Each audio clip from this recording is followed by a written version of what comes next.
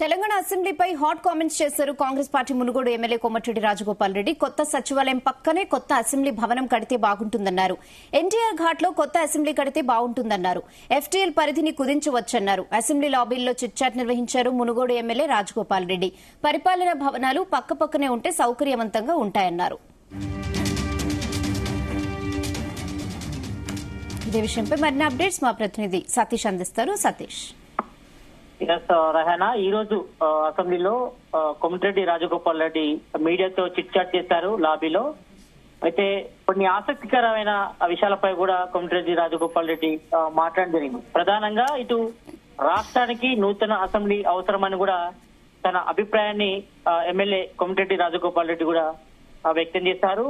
Present secretariat పక్కన NTR garden లో assembly నిర్మాణం జరిగితే వ్యూ బాగుంటుందని కూడా తన అభిప్రాయాన్ని కూడా ఎమ్మెల్యే కోమటిరెడ్డి రాజగోపాల్ రెడ్డి స్పష్టం చేయడం జరిగింది. అయితే అసెంబ్లీ నిర్మాణానికి అవసరమైతే ఎఫ్టీఎల్ పరిధిని కుదించవచ్చని కూడా ఆయన సలహా ఇవ్వడం జరిగింది. ఇటు గోదావరి జలాలతో జంట నగరాల్లోని కుంటలు కూడా నింపొచ్చని ఎమ్మెల్యే కోమటిరెడ్డి రాజగోపాల్ రెడ్డి కూడా చెప్పడం జరిగింది. ఇక సచివాలయం ఒకవైపు, అసెంబ్లీ అమరవీరుల స్తూపం, హుస్సేన్ సాగర్ ఒడ్డున చూడ చక్కగా అన్ని ఉంటాయి కాబట్టి అన్ని ఒక్క దగ్గర ఉంచితే బాగుంటుందని కూడా తన అభిప్రాయం కూడా వ్యక్తం చేశారు. ఎందుకంటే ఇప్పటికే మనం చూస్తున్నాం, ఇటు ప్రజా సంబంధించి పరిపాలన భవన్ సెక్రటరియట్ కూడా కొత్త అందాలను కూడా చూపిస్తుంది మనకు. ఈ నేపథ్యంలో కొత్తగా అక్కడ అసెంబ్లీ నిర్మాణం కూడా జరిగితే ఇంకా చూడముచ్చటగా ఉంటుంది. అంటే ఒకవైపు సెక్రటరియట్, అసెంబ్లీ, అమరుల స్తూపం, హుస్సేన్ సాగర్ ఒడ్డున అన్ని కూడా చూడడానికి కూడా బాగుంటాయి.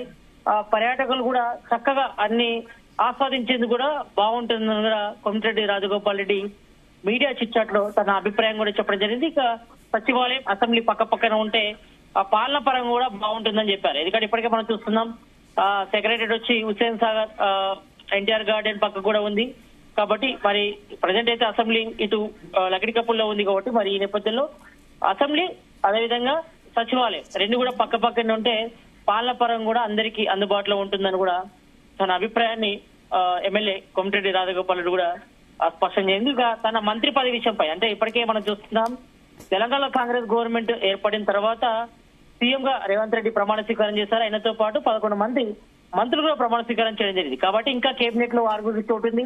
ఆ 6లో ప్రధానంగా ఎమ్మెల్యే కోమటిరెడ్డి రాజగోపాల్ రెడ్డి పేరు ప్రధానంగా వినిపిస్తుంది. మనం చూస్తాం, సీఎం రేవంత్ రెడ్డి ఢిల్లీ వెళ్ళినప్పుడల్లా మరి మంత్రివర్గ విస్తరణ ఉంటుందని కూడా వినిపిస్తున్నారు.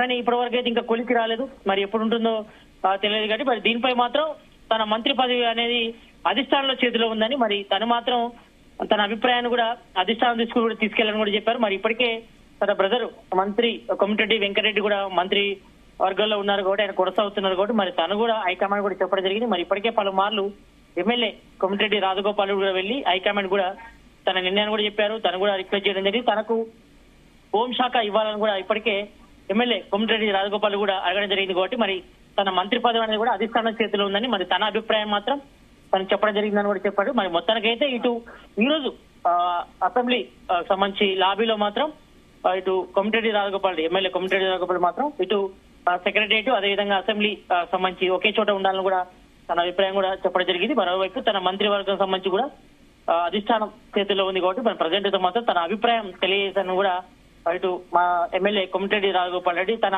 అభిప్రాయాన్ని చెప్పడం జరిగింది. రెహనా.